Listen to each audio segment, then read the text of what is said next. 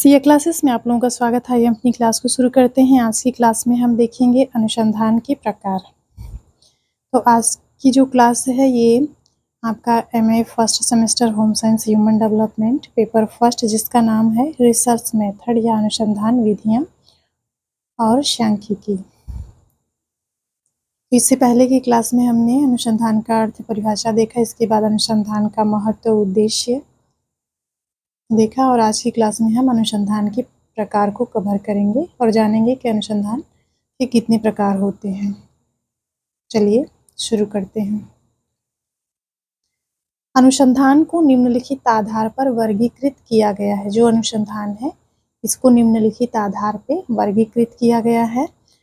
तो जो इसके वर्गीकृत का आधार है, एक है उपयोग के आधार पे, एक है काल के आधार पे और इसके साथ ही अन्य आधार पे इसको वर्गीकृत करने का काम किया गया है। तो सबसे पहले हम देख लेते हैं अनुसंधान का जो वर्गीकरण है। उपयोग के आधार पर अनुसंधान को कितने भागों में या फिर अनुसंधान के कितने प्रकार होते हैं।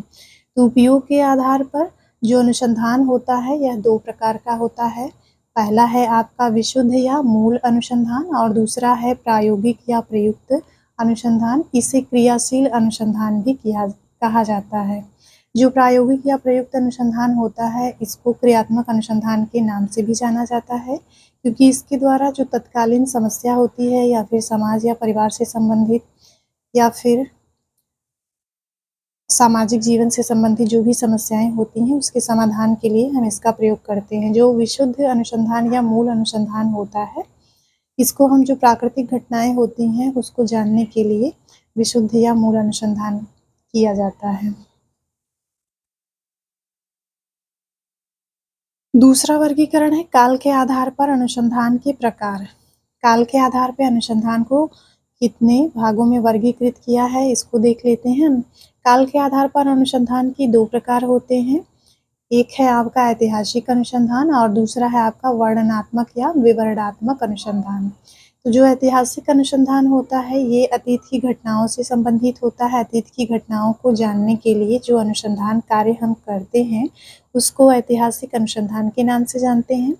इसके साथ काल के आधार पर वर्णनात्मक या विवरणात्मक अनुसंधान होता है, जो कि किसी वस्तु या घटना का विवरण प्रस्तुत करता है जो कि वर्तमान में घटित होती है।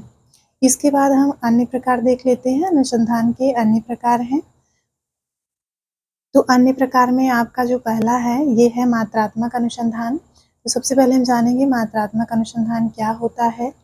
इस शोध में चरों की संख्या या मात्रा के आधार पर विश्लेषण किया जाता है। जो मात्रात्मक अनुसंधान होता है इसमें जो भी चर होते हैं उसका मापन किया जाता है। मापन करने के बाद उसका विश्लेषण किया जाता है और उसी के आधार पर किसी वस्तु या घटना का अध्ययन किया जाता है जो कि विश्वसनीय और वैध होता है और इसके साथ ही ये वस्तुनिष्ठ भी होता है। और मात्रात्मक अनुसंधान में जो सांख्यिकी विधियां हैं उसका प्रयोग भी किया जाता है। जैसे किसी व्यक्ति की लंबाई नापनी है तो आप उसकी लंबाई को इंच में, सेंटीमीटर में, मीटर में नाप सकते हैं। किसी भी स्थान का जो एरिया होता है उसको नापने के लिए आप मीटर, वर्ग मीटर का प्रयोग कर सकते हैं। तो जो भी चर होते हैं जिनका मापन हम किसी न किसी रूप में करते हैं या फिर किसी न किसी इकाई में करते हैं उसको हम मात्रात्मक अनुसंधान के नाम से जानते हैं। अगला अनुसंधान है गुणात्मक अनुसंधान। इस शोध में चरों का उनके गुणों के आधार पर विश्लेषण किया जाता है। जो गुणात्मक अनुसंधान होता है इसमें जो भी चर होते हैं उनके गुणों के आधार पर विश्लेषण करके निष्कर्ष निकाला जाता है। जैसे कोई व्यक्ति है तो हम उसके गुण के बारे में जानते हैं कि वो कितना ईमानदार है या फिर वो कितना परोपकारी है, ये वो कितना कर्तव्यनिष्ठ है। ये सब उस व्यक्ति के गुण होते हैं। या फिर किसी भी घटना के अंतर्गत जो भी गुण आते हैं, जो गुण से संबंधित जो भी अध्ययन किया जाता है वो गुणात्मक अनुसंधान के अंतर्गत आता है। तो जो किसी भी चर के गुणों के आधार पर विश्लेषण किया जाता है उसको हम गुणात्मक अनुसंधान के नाम से जानते हैं। कि जैसे कोई बच्चा कितना बुद्धिमान है, कितना कमजोर है, ये सब क्या है उसके अंदर के गुण हैं। तो गुणों का मापन हम मात्रा में नहीं कर सकते हैं, तो इसलिए इस तरह के जो भी अनुसंधान होते हैं उसको हम गुणात्मक अनुसंधान के नाम से जानते हैं। अगला है वर्णनात्मक अनुसंधान। इस शोध में शोधकर्ता का चरों पर नियंत्रण नहीं होता है। इस शोध में सर्वेक्षण विधि का प्रयोग होता है। इस शोध में वर्तमान समय का वर्णन होता है। इस शोध में मूल प्रश्न क्या है? जो वर्णनात्मक अनुसंधान होता है, तो वर्णनात्मक अनुसंधान में जो चर होते हैं उसमें अनुसंधानकर्ता का या फिर शोधकर्ता का कोई नियंत्रण नहीं होता है। जो प्राकृतिक रूप से घटनाएं घटित होती हैं उसमें अनुसंधानकर्ता का कोई नियंत्रण नहीं होता है। इसमें केवल सर्वेक्षण विधि का प्रयोग करके हम जो घटना होती है उसका विश्लेषण करते हैं।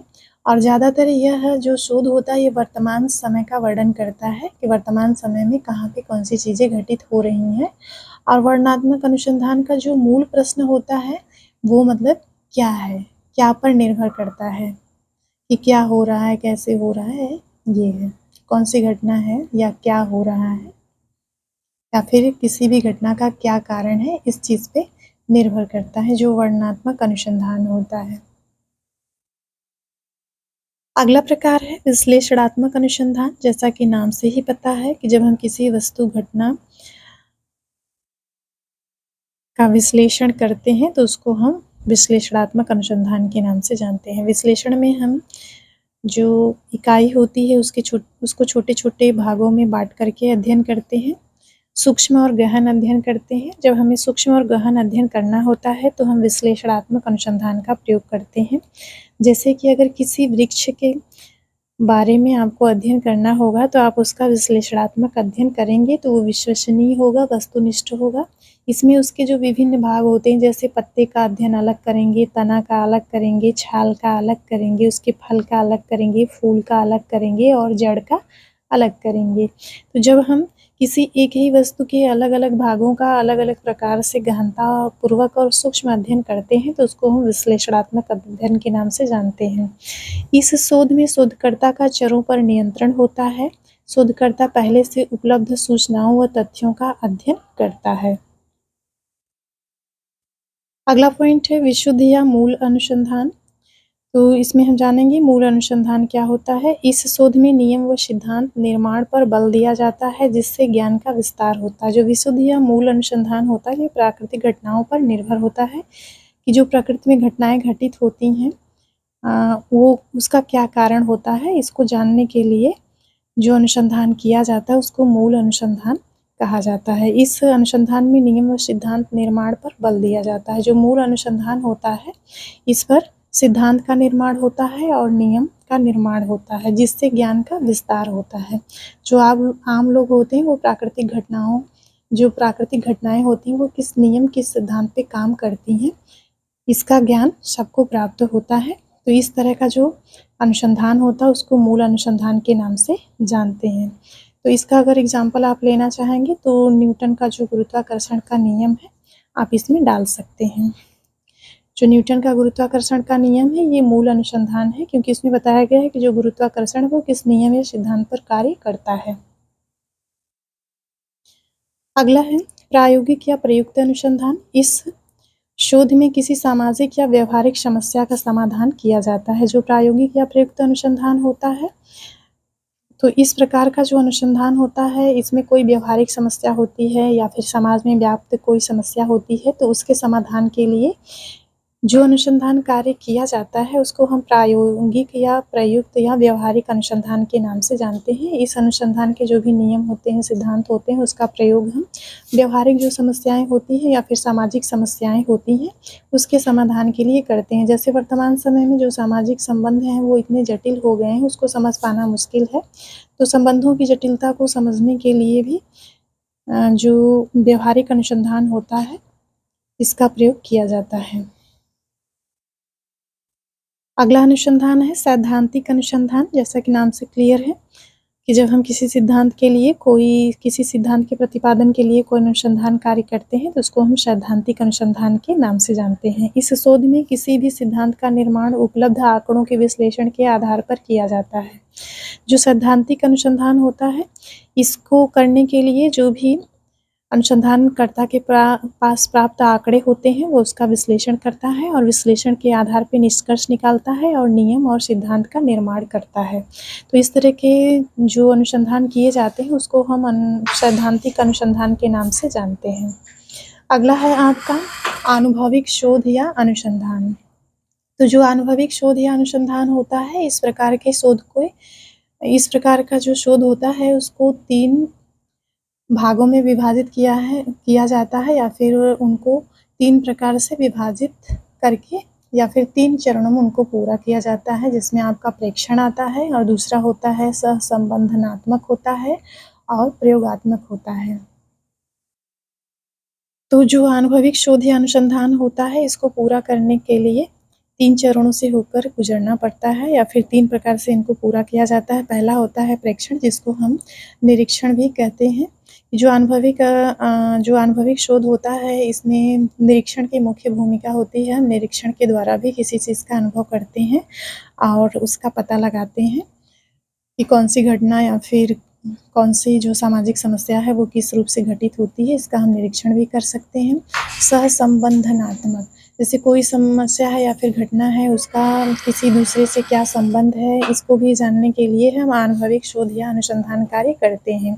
इसके साथ ही अनुभविक जो शोध होता है, ये आपका प्रयोगात्मक होता है, या फिर इसमें हम जो भी चर होते हैं उस पर नियंत्रण करके निष्कर्ष निकालते हैं, उसी के अनुसार ही हम अपनी समस्याओं का समाधान करने में सफल हो पाते हैं। तो जो अनुभविक शोध या अनुसंधान होता है, इसको 3 प्रकार से पूरा कर सकते हैं। एक आपका परीक्षण के द्वारा और दूसरा है संबंधनात्मक या सहसंबंधनात्मक के द्वारा और तीसरा आपका प्रयोगात्मक के द्वारा। अगला अनुसंधान देख लेते हैं, ऐतिहासिक अनुसंधान। जैसा कि नाम से स्पष्ट है कि अतीत की घटनाओं से संबंधित होता है। इस अनुसंधान में अतीत की घटनाओं का अध्ययन किया जाता है। इस अनुसंधान का मूल प्रश्न है क्या था रहता है। जो ऐतिहासिक अनुसंधान होता है, इसका जो मूल प्रश्न होता है यह क्या था, मतलब जो अतीत की घटनाएं होती हैं उस पर आधारित होता है कि अतीत में क्या हुआ था, कैसे हुआ था। तो इस तरह के प्रश्न पर ऐतिहासिक अनुसंधान आपका आधारित होता है। इसके बाद लास्ट वाला देख लेते हैं, नैदानिक अनुसंधान। जैसा कि नाम से पता चल रहा है कि किसी भी समस्या के निदान के लिए हम क्या करते हैं, नैदानिक अनुसंधान करते हैं। नैदानिक के द्वारा हम क्या करते हैं, किसी भी चीज़ की जो भी कमियां होती हैं या फिर लक्षण होते हैं, उसका पता लगा करके उसका निराकरण करने का कार्य करते हैं। उसको हम नैदानिक अनुसंधान कहते हैं, चाहे वो किसी रोग से संबंधित हो या फिर अनुसंधान से संबंधित हो। इस शोध का प्रयोग अनुसंधान की समस्याओं का पता लगाने के लिए किया जाता है। जो नैदानिक अनुसंधान होता है कि आप जो शोध कार्य कर रहे हैं उसमें कौन सी समस्या उत्पन्न हो रही है, उसका पता लगा करके उसका निदान करने का कार्य नैदानिक अनुसंधान के अंतर्गत किया जाता है। तो आज की क्लास यहीं पे समाप्त होती है। उम्मीद है कि आज की क्लास आपकी समझ में आई होगी। तो आज के लिए इतना ही।